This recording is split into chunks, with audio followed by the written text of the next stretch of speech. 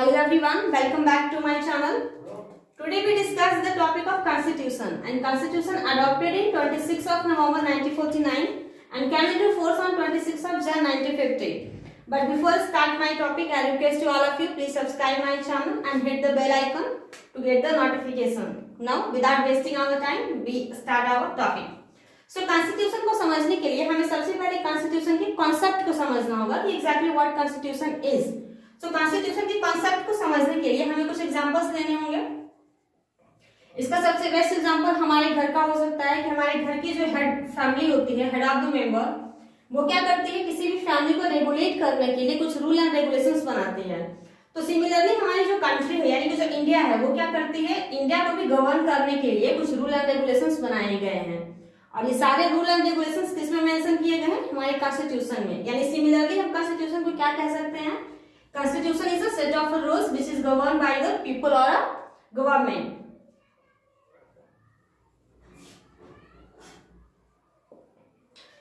Is that clear?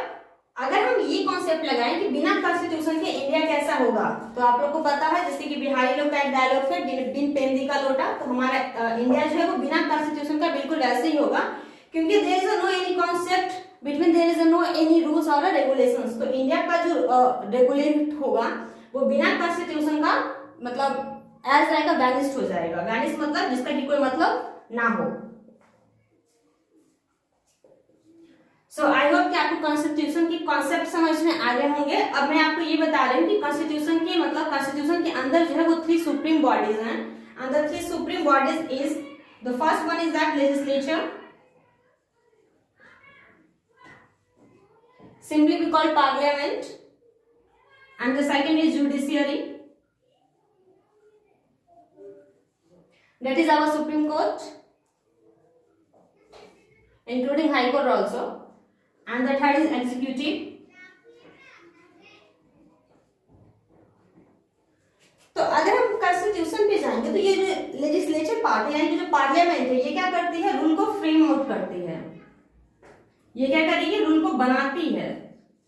और हमारा जो जुडिशियरी है ये क्या करता है, इसी रूल्स को जो लेजिस्लेचर ने बनाया है उसको चेक आउट करती है कि एग्जैक्टली इन्होंने किस तरह का रूल बनाया है, ये किसी के हमारे फंडामेंटल राइट्स को एक्सप्लॉइट तो नहीं कर रहा है। और जो एग्जीक्यूटिव का काम है ये क्या करती है, इम्प्लीमेंटेशन का काम करती है कि जो रूल बनाए गए हैं बाय द लेजिस्लेचर उसको पूरे इंडिया में इम्प्लीमेंट करना है। ठीक है, तो हमारा एग्जीक्यूटिव का काम क्या होता है, इम्प्लीमेंटेशन का काम होता है।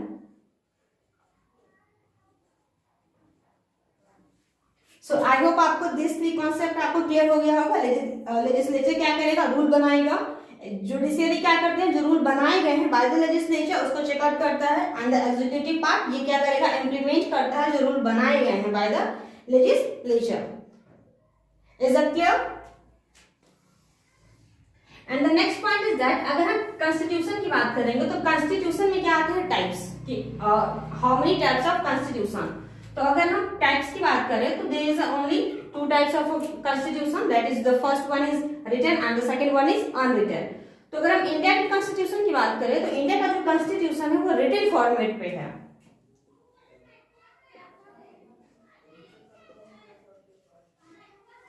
एंड अनरिटन कॉन्स्टिट्यूशन हमारे इंग्लैंड का है, मतलब हमारे नहीं, यूरोप के।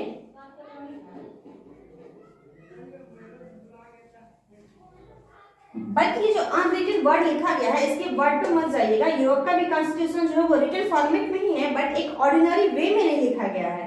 बट अगर हम इंडिया की बात करें तो इंडिया का जो कॉन्स्टिट्यूशन है वो रिटन भी है और रिटन के साथ साथ क्या है, एक ऑर्डिनरी वे में है as like a book.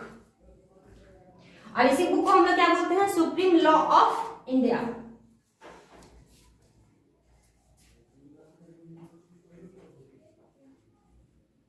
So, अगर कोई आपसे पूछे कि सुप्रीम लॉ ऑफ इंडिया क्या है तो this is our constitution. Is that clear? And the next point is that अगर हम सिग्निफिकेंस की बात करें कि सिग्निफिकेंस क्या होगा,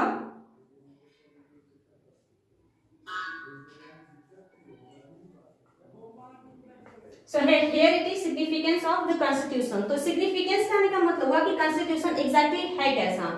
कॉन्स्टिट्यूशन या तो फ्लेक्सिबल हो सकता है या फिर रिजिड हो सकता है। तो इंडिया का जो कॉन्स्टिट्यूशन है वो ना ही ज्यादा फ्लेक्सिबल है और ना ही ज्यादा रिजिड है, बट यूरोप का जो कॉन्स्टिट्यूशन है वो काफी ज्यादा फ्लेक्सिबल है, इसमें अमेंडमेंट होना काफी इजी वे में कर सकते हैं। बट अगर हम यूएसए की कॉन्स्टिट्यूशन की बात करें तो वो रिटेन फॉर्मेट में है और उसके साथ साथ काफी ज्यादा रिजिड है, यानी कि यूएसए की कॉन्स्टिट्यूशन में अमेंडमेंट नहीं किया जा सकता है, मतलब कर सकते हैं सम केसेस में, बट यूएसए की कॉन्स्टिट्यूशन में अमेंडमेंट करने के लिए काफी सारे प्रोसेस से गुजरना पड़ेगा। इसलिए हम यूएसए की कॉन्स्टिट्यूशन को क्या बोलते हैं, रिजिड कॉन्स्टिट्यूशन। बट इंडिया का जो कॉन्स्टिट्यूशन है वो ना तो ज्यादा फ्लेक्सिबल है और ना ही ज्यादा रिजिड है, मतलब मीडियम में है। और the second point is that ये जो कॉन्स्टिट्यूशन है, कॉन्स्टिट्यूशन के हिसाब से हम ये चेकआउट कर सकते हैं कि वहां की जो कंट्री है वो मोनार्की है या फिर रिपब्लिक है। And the second point is that कि वो जो कंट्री है वहां पे डेमोक्रेटिक है या फिर अनडेमोक्रेटिक है।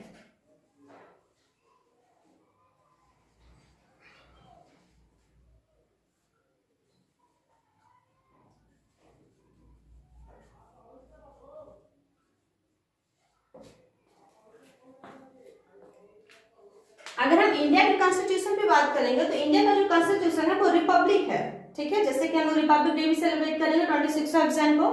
रिपब्लिक कहने का मतलब हुआ कि यहाँ के जो लोग हैं, यानी कि इंडिया के जो पीपल्स लोग हैं, वो लोग क्या करते हैं, अपने रिप्रेजेंटेटिव खुद से चुनते हैं with the help of election, ठीक है। एंड मोनार्की कहने का मतलब हुआ राजा का बेटा ही राजा बनेगा।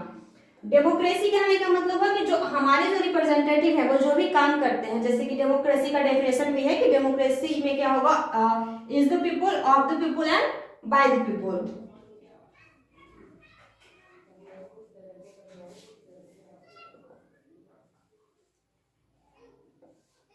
इसका मतलब पीपुल के लिए, पीपुल का एंड पीपुल के द्वारा, यानी कि इंडिया का जो कॉन्स्टिट्यूशन है वो कैसा है, डेमोक्रेटिक है।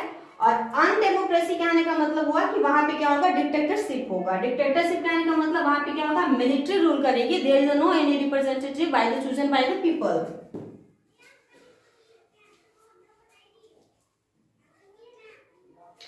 Is that clear? And the next point is that with the help of a constitution we having a including that is India का जो constitution है वो कैसा होगा, एक पार्लियामेंट होगा, मतलब पार्लियामेंट्री फॉर्म ऑफ गवर्नमेंट है।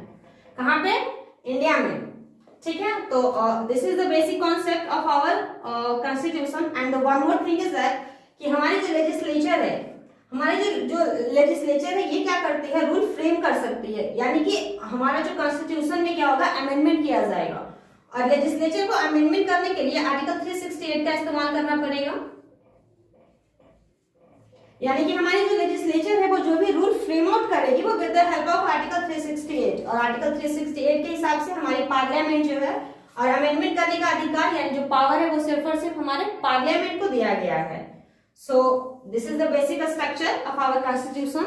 And one more thing is that कि जो हमारे लेजिस्लेचर है, यानी कि जो पार्लियामेंट में बैठने वाले लोग हैं, वो क्या करेंगे, हमारे कॉन्स्टिट्यूशन के बेसिक स्ट्रक्चर में कोई भी चेंजेस नहीं कर सकते हैं। और हमारे कॉन्स्टिट्यूशन का बेसिक स्ट्रक्चर क्या है, that is preamble. Just wait for 2 minutes.